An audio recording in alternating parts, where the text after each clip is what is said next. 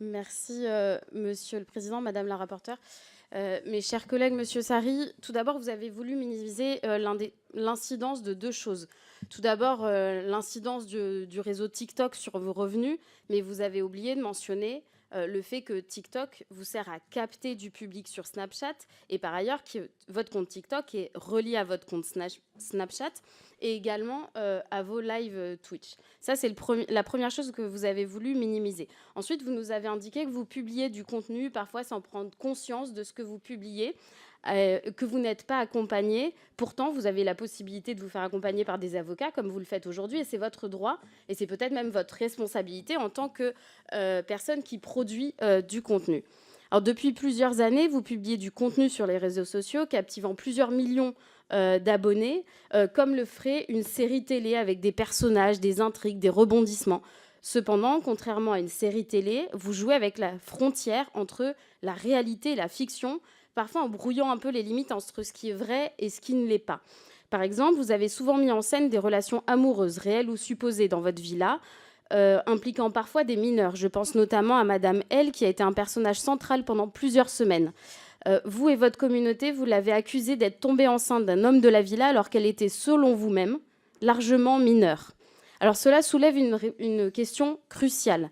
Est-ce que vos contenus reflètent uniquement la vérité? Si c'est le cas, entendons-nous bien, nous sommes là alors confrontés à des actes souvent pénalement répréhensibles, tels que des menaces au couteau, des actes de racisme, du harcèlement, de l'exploitation, du détournement de mineurs ou des violences conjugales que vous avez diffusées sur vos réseaux sociaux.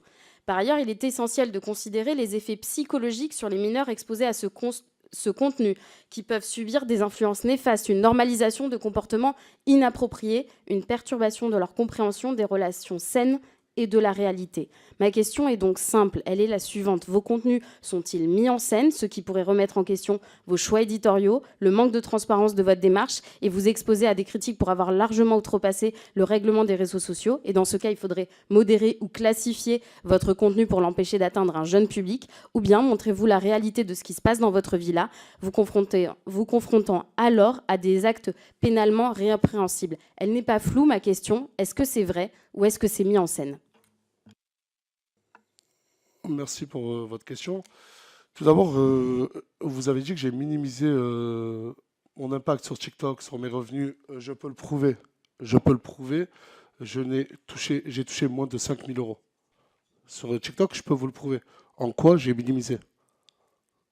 Et pour revenir sur Madame L, c'est ce que vous avez dit? Je connais pas, c'est qui?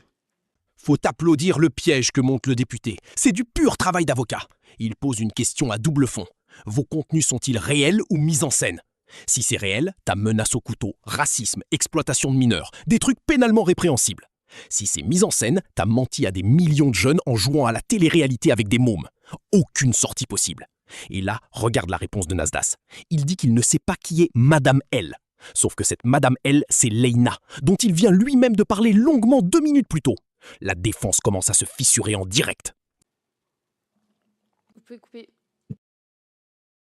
Léla qui a été accusée d'être... Non, pas Léa, là c'est moi. Leïla, qui a été accusée, ou en tout cas, c'est un personnage, c'est Leïna, Leyna. Mais je ne voulais pas citer son nom parce que ma question, elle ne pose pas sur cet épisode, elle ne repose en réalité que sur une chose, est-ce que vos contenus sont réels ou est-ce qu'il s'agit de mise en scène? S'ils sont réels, il y a des actes pénalement répréhensibles qui sont à l'intérieur. Si c'est mis en scène, alors vous devez la transparence de votre démarche, non seulement à votre communauté, mais aussi aux plateformes de contenu. Juste avant votre question, vous m'avez accusé, moi et des amis à moi, d'avoir mis en scène, d'avoir dit à Leïna, ah, tu as fait semblant d'être. Enfin, nous, on lui a dit, on lui a supposé qu'elle était enceinte, c'est ça? J'ai pas compris. C'est elle-même qui est venue. Vous savez, elle, j'ai un droit à l'image, j'ai sa grand-mère qui est sa tutelle. J'ai le droit de la filmer comme elle, elle a le droit de me filmer. Et c'est elle-même qui est venue avec des tests de, de- de grossesse et qui est venue et qui a dit, oui, Nasser, je suis enceinte. Vous pouvez À, à 16 ans, à 17 ans oui, elle nous avait menti. Elle nous avait menti. Ce qui avait fait scandale aussi sur les réseaux. Non, mais je réponds à votre accusation. Comment? Allez-y, finissez de répondre. Écoutez, moi, quand on vit en communauté, vous voyez, on vit en communauté, on est peut-être des fois une dizaine, peut-être des fois une quinzaine. Et c'est un grand mot de... Des fois, mettre en scène, c'est tirer. En fait, mon contenu, je vais le tirer. Vous voyez? Et là, je ne suis pas dans un tribunal, je suis dans une commission d'enquête sur TikTok. Mais encore une fois, on en revient à mon contenu Snapchat. Encore une fois. Et il y a des choses qui sont mises en scène, oui, et d'autres choses réelles. Comme quand j'aide les jeunes de mon quartier, je le fais de tout cœur. Toute personne. Parce que je crois qu'il n'y a eu que Leïna. Ensuite, les autres mineurs, c'est des jeunes de mon quartier. Et dans mon quartier, on est une grande famille. À part Leïna, on peut me citer très peu de mineurs. Ils sont tous majeurs, vaccinés et conscients d'être chez moi. Et ils savent pourquoi ils sont venus. Et ils savent ce qu'ils veulent faire. Aujourd'hui, Leïna, elle est très contente. Elle a plus de, je crois, 1 demi-million de followers sur TikTok. Elle qui, vous savez, quand elle est arrivée chez moi, Leïna, pour vous répondre, elle était sans domicile. Elle n'avait même pas le domicile. Ouais, mais je vous ai répondu. Vous m'avez demandé si c'était la réalité ou si c'était mise en scène. Quand elle est arrivée chez moi, elle était sans domicile. Voilà la phrase qui devrait glacer tout le monde. On parle d'une gamine de 16, 17 ans, sans toit, qui débarque chez un mec connu, vit là avec une dizaine, quinzaine d'autres et finit avec un demi-million de followers sur TikTok. Lui, il présente ça comme un happy end. Regardez, elle est heureuse maintenant. Mais sérieux, c'est pas une histoire de réussite. C'est une chaîne de fabrique de notoriété montée à partir d'une mineure vulnérable. Et entre-temps, il a calmement reconnu. Il y a des choses mises en scène, d'autres réelles.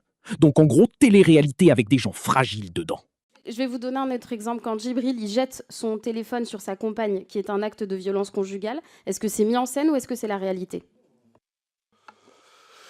Sur Djibril, il se chahute vraiment. Ah oui, non, mais je ne vous parle pas de cette scène-là, je vous parle au quotidien, au quotidien. Et je savais que dans cette commission, on allait me ressortir cette scène-là qui a beaucoup tourné sur Twitter. Apparemment, les députés passent beaucoup de temps sur Twitter à regarder les vidéos de certains internautes. Cette scène-là, oui, elle a été surjouée, je vous le dis clairement. Beaucoup sur Internet diront que j'ai dit ça pour défendre Djibril. D'autres diront, ouais, il essaye de cacher la vérité. Non, à l'heure actuelle, Djibril et Inès sont ensemble. Et il est hors de question que sous mon toit, sous ma responsabilité, il se passe quelque chose comme ça, et avec ma conscience, le filmer et le poster. Je sais quand même ce que je fais, je suis quand même responsable de mon contenu, et je ne vais pas m'envoyer à l'abattoir. Apparemment, les députés passent beaucoup de temps sur Twitter. Ça, c'est la punchline qui tue. Il vient de dire à des élus, en pleine audition, qu'ils glandent sur les réseaux sociaux. Mais surtout, juste avant, il a lâché un aveu énorme. Oui, la scène où Djibril balance son téléphone sur sa meuf, c'était surjoué. Donc en clair, mise en scène pour le buzz. Et voilà comment on découvre à l'Assemblée nationale qu'une grosse partie du contenu qu'on consomme tous les jours, c'est du faux théâtre, où la violence conjugale devient un sketch pour ramener les vues.